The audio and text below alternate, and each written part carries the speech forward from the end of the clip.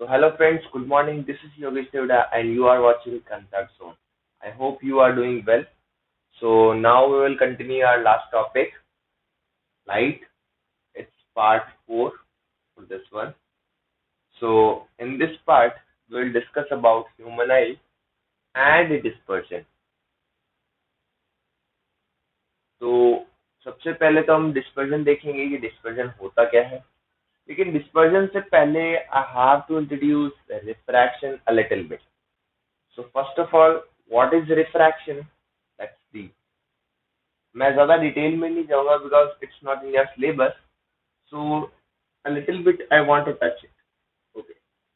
सो इतनी तो बात हम कर चुके हैं कि जब कोई लाइट आए सरफेस पर टकराए और यहाँ से टकरा के वापस यानी स्ट्राइक करने के बाद टकराने के बाद अगर वापस इसी मीडियम में चली जाए तो हम बोलते हैं उसे रिफ्लेक्शन. है ना, रिफ्लेक्शन.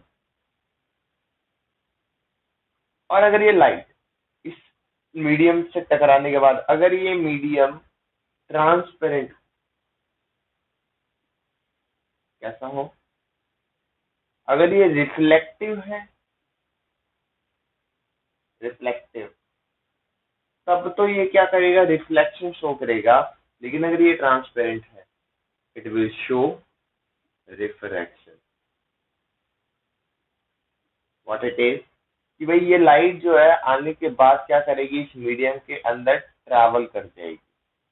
इस मीडियम के अंदर ट्रैवल कर जाएगी. ठीक है ना. तो यहाँ पर आप लोग देख पा रहे होंगे मैं लाइन थोड़ा सा टेढ़ा बना रहा हूँ एक्चुअली. है ना. ये लाइट टेढ़ा क्यों बना रहा हूँ, उसका रीजन ये है, अगर ये मीडियम वन रेयर हो, रेयर मतलब इसके मॉलिक्यूल्स क्या है, थोड़े थोड़े दूर दूर है. क्या है, दूर दूर है. It means it may be air, compare then it's may be it will be water. It's medium too. Transparent की बात करें तो मीडियम टू है, वाटर ले रहा हूं मैं यहाँ पर. इससे क्या होगा कि जब इसके मॉलिक्यूल्स पास पास होंगे, जब मॉलिक्यूल्स पास पास है तो फॉर एग्जांपल ये मॉलिक्यूल पास पास है ना, और ये मैं कह रहा हूँ मॉलिक्यूल दूर दूर है. तो अब एक बात बताओ, इस चीज को आप थोड़ा सा समझने से पहले इस थोड़ा सा कनेक्ट करने की कोशिश करें. जैसा साउंड में किया था हमने, एक भरी हुई बस का एग्जांपल लिया था as per solid, liquid and gaseous. है ना. यहाँ पर हम थोड़ा सा इसी चीज को कनेक्ट करने की कोशिश करेंगे खाली एकदम ब्लैंक रोड से और कुछ इस तरीके से. तो तीन, मान लीजिए तीन कंडीशन है. Once again, it's a blank road, खाली है बिल्कुल. एक में थोड़ा बहुत हल्का फुल्का ट्रैफिक है, हल्का फुल्का ट्रैफिक है. और third one is a case in which there will be some little bit more traffic, and last case which is it has too traffic, बहुत ज्यादा ही ट्रैफिक है. So this is the condition for solid, it's for liquid, it's for gas, and it's for vacuum. इन तीनों चारों conditions को आप as a road condition मतलब suppose कीजिए कि ये चारों एक तरीके से रोड है. आपके पास एक बाइक है और आपको कहा जा रहा है कि आपको एक डेस्टिनेशन से लेकर दूसरी डेस्टिनेशन तक जाना है, और दीज आर सम कंडीशंस. अगर आपको पहली कंडीशन में भेज दिया जाए कि आप खाली रोड है, बिल्कुल जाइए, so your speed will be increase और नॉट. है ना. आप अपनी गाड़ी को लगभग 60, 70, 80, 90, 100 जितना आप चला सकते हो तेज, उतना तेज जरूर चलाओगे. है ना. बिकॉज बिल्कुल रोड तो पूरा खाली है. जब रोड खाली होगा तो हम आराम से हमारी गाड़ी की स्पीड तेज कर सकते हैं कि नहीं कर सकते हैं, पॉसिबल. सेकेंड केस, अगर मान लीजिए ब्लैंक ना होकर कुछ ट्रैफिक हो, कुछ ट्रैफिक हो, अगर कोई नहीं है तब तक तो समझ में आ रहा है फुल 150 की स्पीड से 150, 120 की स्पीड से आप जा रहे हो. लेकिन अगर थोड़े बहुत भी अगर बीच में व्हीकल्स होंगे, थोड़ा बहुत भी अगर ट्रैफिक होगा, तो you will decrease your speed और not. Yes, you will decrease your speed. Okay. Third one case, compare then this one, the traffic will more और not. Yes, it will more. जब यहाँ ट्रैफिक इससे थोड़ा ज्यादा होगा तो क्या आपकी speed compare then last case और डिक्रीज करेगी कि नहीं करेगी? यस, और इंक्रीज, सॉरी, डिक्रीज कर जाएगी। अब लास्ट केस देखिए, द ट्रैफिक इज ह्यूज और dense, very very dense. In that condition, your speed will little decreased more, और ज्यादा डिक्रीज करेगी। मान लीजिए आपकी स्पीड यहाँ पर V1 थी स्पीड, यहाँ पे कोई स्पीड V2 थी, यहाँ पे कोई स्पीड V3 थी, और यहाँ पर भी स्पीड कोई V4 थी। सबसे ज्यादा कम स्पीड कौन सी होगी? V4 होगी। उससे ज्यादा कौन होगी? V3 होगी। उससे ज्यादा V2 होगी। उससे ज्यादा V1 होगी। ये बात आप मानते हो कि नहीं मानते हो? सबसे ज्यादा स्पीड किसमें है? देखो, ब्लैंक यानी कि वैक्यूम में, खाली रोड। उससे ज्यादा किसमें है? सॉरी, उससे कम किसमें है? गैस में। उससे कम किसमें है? लिक्विड में। और उससे ज्यादा उससे कम किसमें है? सॉलिड में। So here we can conclude something in sound, if the molecules are nearby, बहुत ज्यादा पास पास हो, the velocity of sound will increase. So that's why in solid the velocity of sound is maximum. और अगर blank हो तो vibration कम flow करते हैं, नहीं कर पाएंगे, तो हम कहते हैं वैक्यूम के अंदर फ्लो नहीं करता है, गैस के अंदर थोड़ा slow slow slow slow move करता है ना, कंपेरिजन सॉलिड। और अगर हम यहाँ देख पा रहे हैं, लाइट के अंदर अपन एक चीज गौर पा रहे हैं, ये चीज बिल्कुल जस्ट अपोजिट है।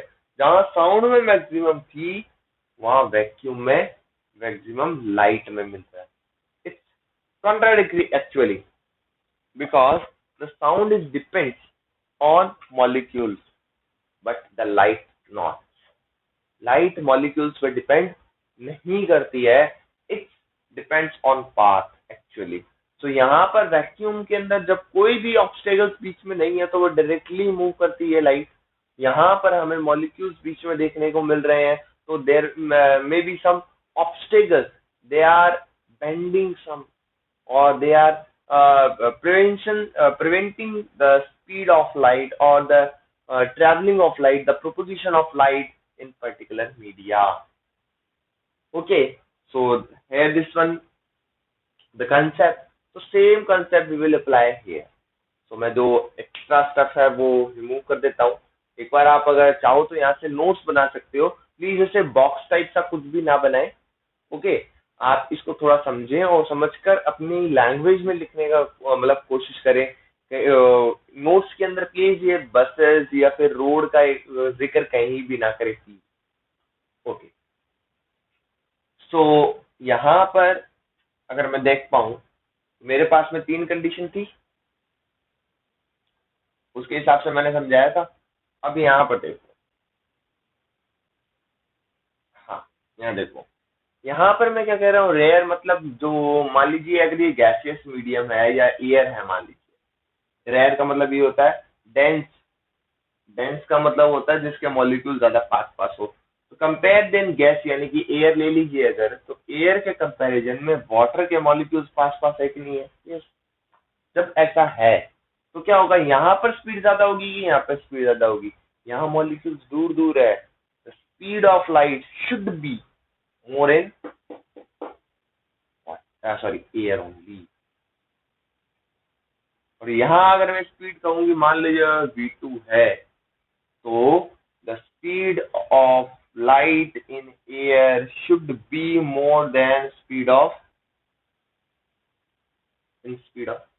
what, है ना? इतनी बात समझ में आ रही है? The speed of light should be more in air compare than water. तो जब ये यहाँ से इसके अंदर एंटर करती है, वाटर सरफेस के अंदर एंटर कर लेती है, मान लीजिए ये कोई ग्लास है पानी का, आप लोगों ने गौर किया होगा एक चीज कि भाई पेंसिल डालने के बाद ये टेढ़ी सी हो जाती है ना? This is the phenomena of refraction. तो little bit I want to touch it only.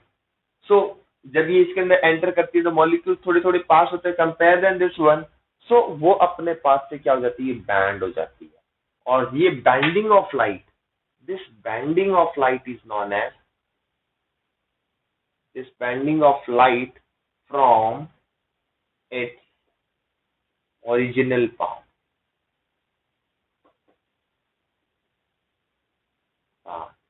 is known as, is known as Refraction. You can note down the definition if you want. When a light enters from one medium to another medium, and please गौर करें मेरे शब्दों पर. When a light ray is entering from one medium to another medium, then it will get bent from its original path. This bending of light from its original path is known as refraction. तो यहाँ पर मैं वही कहना चाहता हूँ. तो अब क्या होगा, ये बेंडिंग होगी, क्योंकि आपको भी पता है ना, जब सामने कोई आ जाता है ऑब्वियस है यू विल, है ना, समझ पा रहे होगा मेरी बातों को, कि सामने अगर कोई व्हीकल आ गया तो आप थोड़ा सा कट मार के निकल जाते हो. वही बात लाइट करती है ना.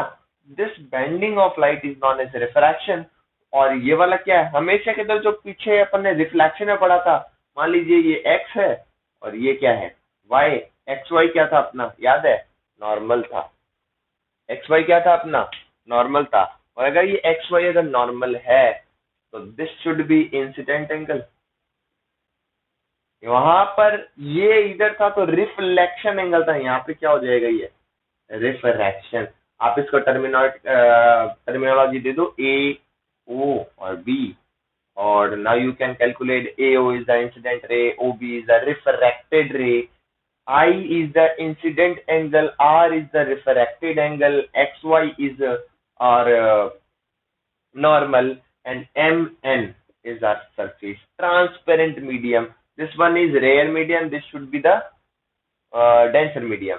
अगर ये उल्टा हो जाए, अगर मान लीजिए ये रेयर मीडियम की जगह ये तो हो जाए डेंसर और नीचे वाला आ जाए रेयर, तो अब क्या होगा, अब कुछ नहीं होगा.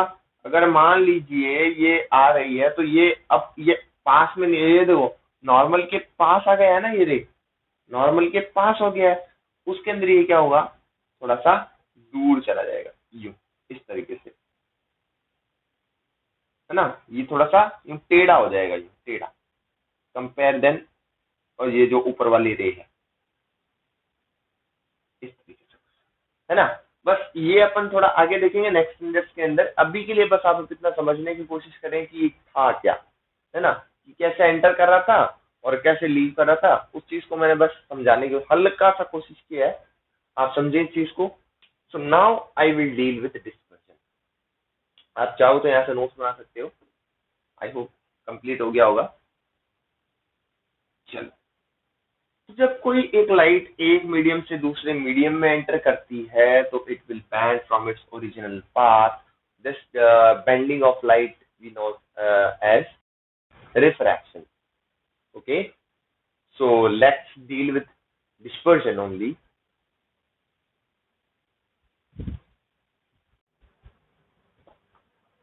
So now let me start with dispersion. What is dispersion? So आप लोगों ने जब भी कभी ये अभी बारिश का मौसम आप लोग देख ही पा रहे हो, बारिश डेली मौसम ना होने के बावजूद आ रही है. जब बारिश आती है, for example it's are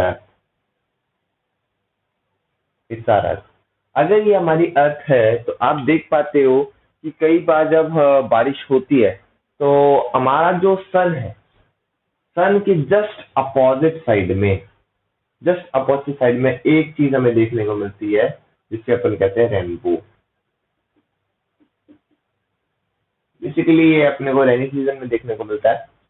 so ऐसा क्यों होता है, और ये हम देख पाते हैं कि इसमें 7 कलर्स होते हैं अलग अलग, है ना, in the with your pattern, with your pattern. अब ये विद योर क्या है, violet, indigo, blue, green, yellow, orange, red.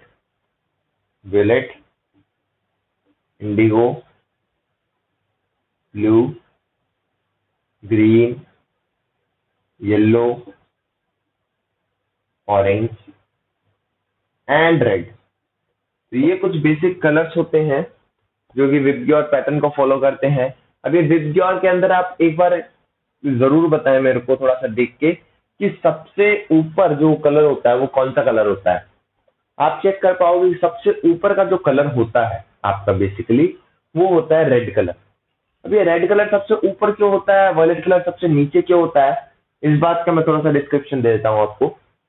आप लोग अगर गौर करो, आपको कई बार ऐसा सुनने में आया होगा, red is the colour for using for the emergency purposes. क्यों यूज किया जाता है? क्योंकि रेड जो होता है वो काफी दूर से आराम से आपको दिखाई दे देता है। ये बात आप लोगों ने गौर की होगी, है ना? अब सुना होगा आप लोगों ने। लेकिन ऐसा क्यों किया जाता है? दूर से क्यों दिख जाता है रेड कलर? बाकी कलर के वॉयलेट क्यों नहीं दिखता दूर से? Because of its velocity in different different medium. तो आपकी जो वेलोसिटी ऑफ रेड होती है, its maximum in other mediums compare than other colour. ठीक है।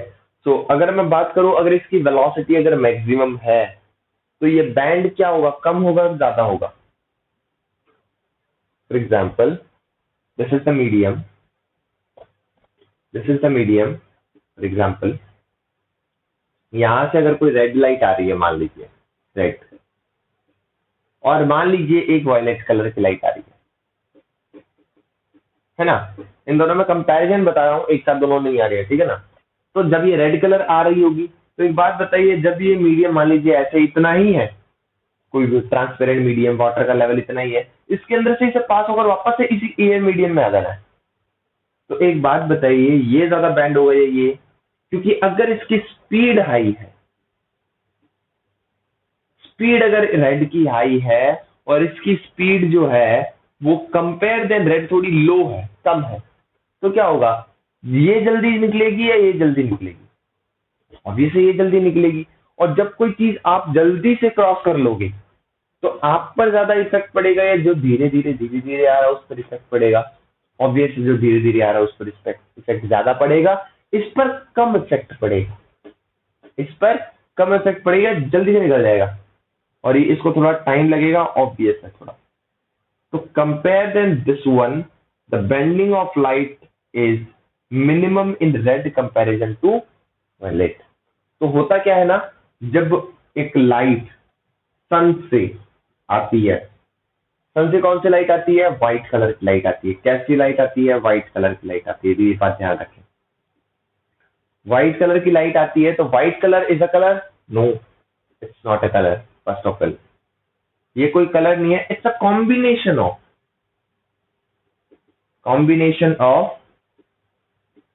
all with your color, or we can say all the colors। Actually 7 colours ही होते हैं, बाकी कॉम्बिनेशन करके तो अपन बहुत सारे बना सकते हैं। बेसिकली गर्ल्स तो बहुत ही ज्यादा बना सकती है, पता नहीं एक ही शेड के अंदर वो कितने ज्यादा कलर्स का डिफ्रेंशिएट कर पाती है, because of this one only. आप जैसे ब्लू की अगर मैं बात करूं, Persian blue, dark blue, sky blue, पता नहीं क्या कौन कौन से ब्लू बना देते हैं, बिकॉज ऑफ अदर कलर्स, है ना? दूसरे कलर को मिक्स करके। तो वही बात यहाँ पर हो रही है। तो जो आपका व्हाइट कलर है वो इन 7 कलर से ही मिक्स होकर बनता है, तो उसे व्हाइट कलर कहते हैं, ठीक है ना? तो ये व्हाइट कलर, अब मैं कह रहा हूँ व्हाइट की बात, तो इसका मतलब it's a combination of all the colours, है ना? It's a combination of all the colours. तो जब ये बारिश होने के बाद ये काफी सारी जो ड्रॉपलेट्स हैं, क्या ये ट्रांसपेरेंट मीडियम की तरह काम करेगी? Yes, it will work as a transparent medium. और अगर ये ट्रांसपेरेंट मीडियम की तरह काम कर रही है, तो मैं आपको थोड़ा सा, एक सेकेंड, हाँ, तो ट्रांसपेरेंट उस ड्रॉप की बात कर रहा हूं मैं। ये मान लीजिए वो ड्रॉप है, वाटर ड्रॉप। मान लीजिए लाइट यहां से आई, है ना? तो ये वाटर ड्रॉप के अंदर जब ये एंटर करती है, rare medium to denser medium, red medium to denser medium, again to rare medium. समझ पा रहे हो? Rare medium to denser medium to rare medium. जब ऐसा होता है, the speed of light will different. तो यहां से व्हाइट लाइट एंटर करती है, व्हाइट लाइट एंटर करने के बाद ये अपने एक्चुअल पाथ से, ये वाला अगर मैं इसको सरफेस मान के चलूं, तो ये क्या करेगी? थोड़ा सा बैंड होगी। बैंड होने के बाद इसके अंदर से निकलेगी, बैंड होने के बाद इसके अंदर से निकलेगी, ठीक है? और फिर वापस से बैंड होगी। जब ये वापस से बैंड होगी, तो ये व्हाइट लाइट 7 अलग अलग पार्ट्स में डिवाइड हो जाती है। किसमें डिवाइड हो जाती है? 7 अलग अलग पार्ट्स में, which are with your in opposite matching. Red, क्योंकि सबसे ज्यादा बैंड कम कौन होगा, सबसे ज्यादा बैंड कम होगा कौन, red, after orange, after yellow, after green, after blue, after Indigo, after white, है ना। तो यही चीज आपको रेनबो के अंदर देखने को मिलती है। ओके, सो अगर आप लोगों को समझाना हो इन the with the help of prism, तो प्रिज्म क्या होता है, ये कौन सी नई कहानी है। प्रिज्म कुछ खास नहीं है, एक ट्रांसपेरेंट ग्लास का, यानी कि सॉलिड का एक मटेरियल होता है, जैसे आप लोगों ने कई बार डेस्क पर रखा होगा, देखा होगा इस टाइप का था। तो ये स्पेशल टाइप का होता है कि इसके अंदर एंगल वेंगल का कुछ इशू होता है, वो आप छोड़ो। अभी के लिए बस आप इतना समझो, यहाँ से व्हाइट लाइट आ रही है। ये सरफेस देखो कैसा है, ये मान लीजिए ए है, ये बी है, ये सी है। तो ये सरफेस पर जब ये आएगी, इस सरफेस को आप कैसे कर लो सीधा, तो अब ये क्या होगी, बैंड होगी अपने नॉर्मल की तरफ, क्योंकि नॉर्मल तो अब ये होने वाला है, नॉर्मल अब ये होने वाला सरफेस के ऊपर 90 डिग्री का एंगल, तो ये लाइन बनाएगी या ये लाइन बनाएगी, ये लाइन बनाएगी, तो ये अपने नॉर्मल की तरफ झुकेगी। अब ये भी सरफेस है देखो, इस सरफेस के ऊपर ये नॉर्मल होगा, यस और नो, यस ये नॉर्मल होगा। अब इसके बाद में ये मैंने कहा था अवे फ्रॉम द नॉर्मल, तो अवे फ्रॉम द नॉर्मल तो ठीक है, ये ऐसे जाएगी, वो तो ठीक है, लेकिन ये 7 पार्ट में डिवाइड हो जाएगी ऐसे, ये सबसे कम बैंड, फिर ये ज्यादा बैंड, फिर ये ज्यादा बैंड, फिर ये ज्यादा बैंड, तो रेड सबसे कम, उसके बाद ऑरेंज, फिर yellow, and so on, last में वॉयलेट। सबसे कम बैंड कौन हुआ, रेड, क्यों, ये जल्दी निकल गया, है ना। और ऐसा क्यों होता है, due to the refractive index, वो अपन नेक्स्ट कभी और नेक्स्ट स्टैंडर्ड्स में पढ़ेंगे, अभी के लिए बस इतना समझे। तो ये व्हाइट लाइट जब यहाँ से एंटर करती है, जब प्रिज्म के अंदर, because of this change in media और the medium, the light will divide into the 7 different colors or different parts, these 7 in these 7 colors, due to the law or the phenomena of dispersion। ये जो है the dividing or we can say spreading or we can say uh, partition of this light in different color is known as dispersion। I hope आप लोगों को कुछ dispersion समझ में आया होगा कि डिस्पर्जन होता क्या है। तो उसके लिए है कि मुझे था थोड़ा सा रिफ्रैक्शन के साथ डील करना पड़ा, दैट्स वाई ये जो लेक्चर है थोड़ा सा इतना लंबा हो गया। सो आई होप आप लोगों को थोड़ा बहुत समझ में आया होगा।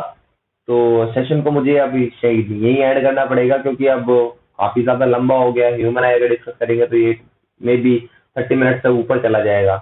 सो सेशन को यही एंड करते हैं। आप लोगों के लिए जो असाइनमेंट के क्वेश्चंस है वो मैं ग्रुप में पोस्ट कर दूंगा, और अगर किसी को नहीं मिलता है तो मैं कमेंट सेक्शन में पोस्ट कर दूंगा, वहां से आप कलेक्ट कर सकते हैं। ओके, तो thank you so much, have a nice day.